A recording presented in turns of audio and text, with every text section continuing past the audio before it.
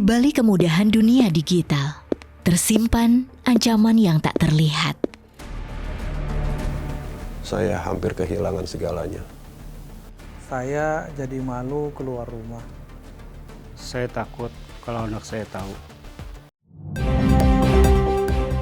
Otoritas Jasa Keuangan atau OJK mengeluarkan beberapa peraturan baru terkait dengan platform pinjaman online atau pinjol fintech peer-to-peer lending.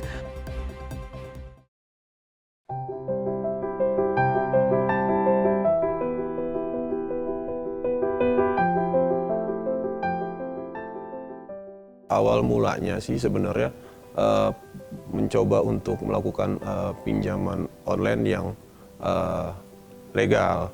Karena pada saat itu nggak tahu yang mana legal, yang mana ilegal itu kita nggak tahu.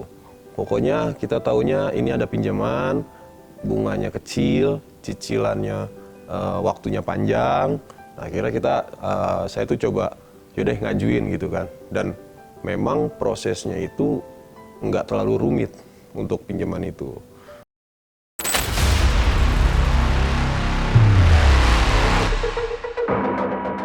Saat kebutuhan mendesak, pilihan bisa tampak mudah.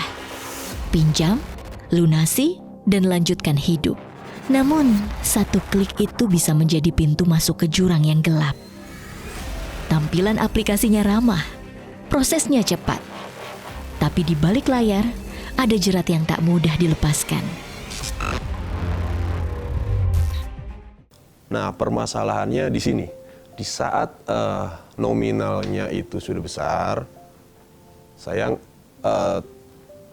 kesulitan untuk membayar cicilan per bulannya. Karena pada saat itu kondisinya memang keuangan sedang tidak baik, sedangkan saya mempunyai kebutuhan untuk pendidikan anak dan buat kesehatan anak. Akhirnya saya ambil yang lumayan besar, dan ternyata saya tidak bisa membayar cicilan bulanannya. Nah, akhirnya pada saat itu saya dapat info dari teman, coba nih aplikasi pinjaman. Yang pada situ saya juga nggak tahu kalau itu ternyata ilegal. Pinjol ilegal selalu menawarkan kemudahan. Dengan segala macam kemudian disampaikan. Cepat mendapatkan uang, pencairannya cepat, kemudian tidak repot-repot. Tidak terlalu lama menunggu, uang akan cair. Padahal di belakang itu sangat membahayakan dan menyengsarakan masyarakat. Jadi apapun alasannya, jangan menggunakan pinjol ilegal. Tapi karena pada saat itu memang butuh dan memang sangat-sangat butuh, akhirnya ya udah kita coba ambil. Nah, udah berjalan proses dan itu proses pencairannya benar-benar cepat. Jadi saya mengajukan itu selang 15-20 menit langsung cair. Nah, yang kita lihat trennya adalah memang lebih kepada memenuhi kebutuhan dasar sehari-hari, tapi juga ada pola yang lebih ke arah konsumtif.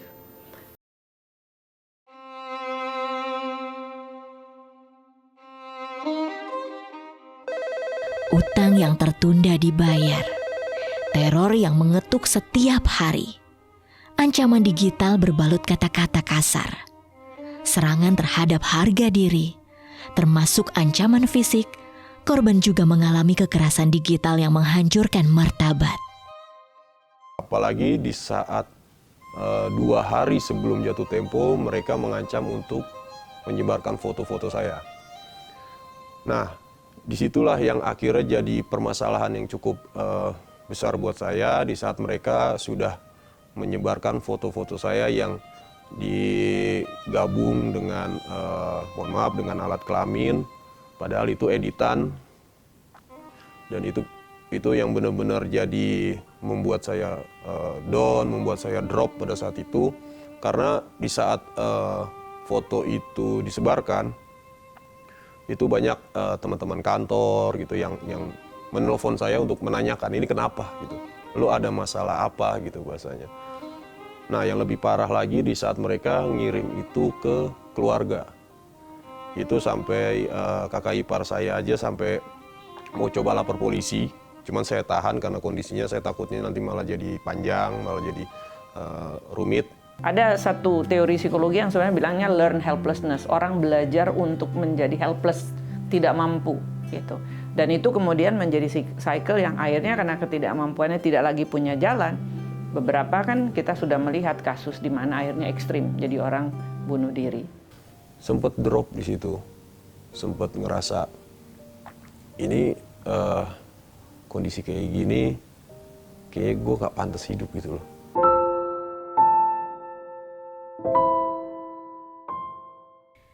Suara yang Anda dengar ini hanyalah satu dari puluhan ribu yang terjerat. Ada wajah-wajah lain dengan luka yang lebih dalam, dengan kisah yang belum didengar. Ketika rasa malu bercampur ketakutan dan ancaman menghapus privasi, itu bukan lagi soal utang. Itu trauma, dan trauma harus dikenali, dirawat, dan dipulihkan. Cuma pada saat itu berpikirnya, saya punya anak nih, gitu. Apa iya kalau saya mati anak saya bisa hidup seneng, gitu. Apa iya keluarga saya bisa terlepas dari ancaman-ancaman ini.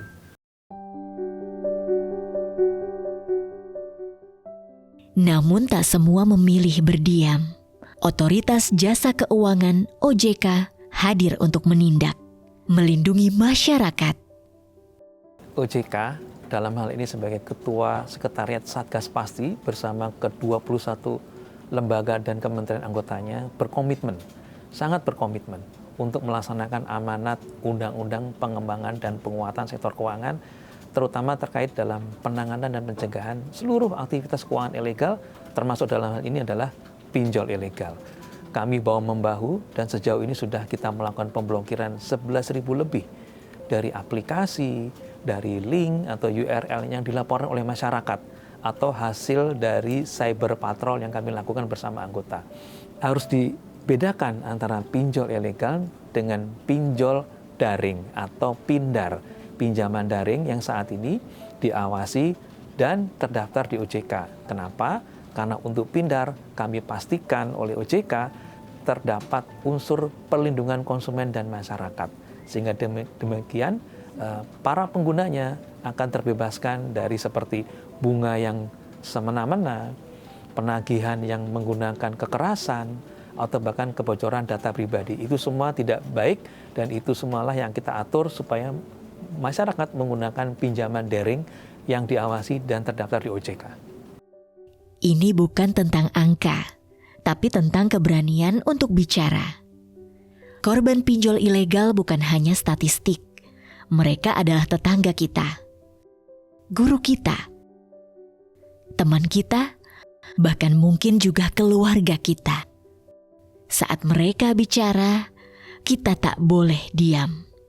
Kita menyimak, kita bergerak agar jerat ini tak beranak pinak. Kontak OJK 157, selamat pagi, dengan Naila bisa saya bantu?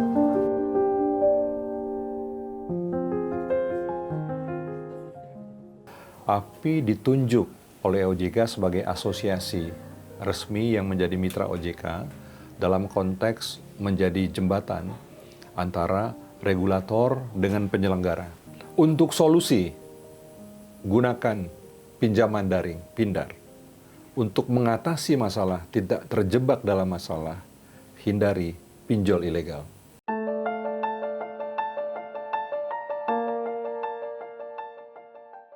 Kalau minjem buat usaha nggak apa-apa, Pak. Kalau buat yang lain nggak boleh. Saya pertama usaha punya 3 mesin, 1 obras, dan saya pengen nambah mesin lagi, minjem buat ngembangin usaha saya. Dulu mesin saya 3, sekarang alhamdulillah jadi 15, nambah lagi karyawan jadi 20. Ingat, pindar hanya meminta 3 akses. Kita sebut saja camilan, kamera, microphone, location. Ini ada semua di sini. Dan hanya itu, hanya 3 saja. Lebih dari itu berarti itu adalah bukan pindar. Pastikan itu adalah pinjaman online ilegal. Hati-hati menggunakannya. Begitu data pribadi Anda bocor, maka akan Anda sangat merugikan dan akan sangat menyengsarakan. Sesungguhnya, pinjaman daring, pindar, sistem ini menawarkan kemudahan bagi siapa saja yang membutuhkan. Namun, tak semua berjalan di jalur benar. Ada perbedaan besar dan pinjol ilegal mengincar celah. Karena setiap klik adalah pilihan, dan setiap pilihan menentukan masa depan. Pilih yang aman, pilih yang resmi.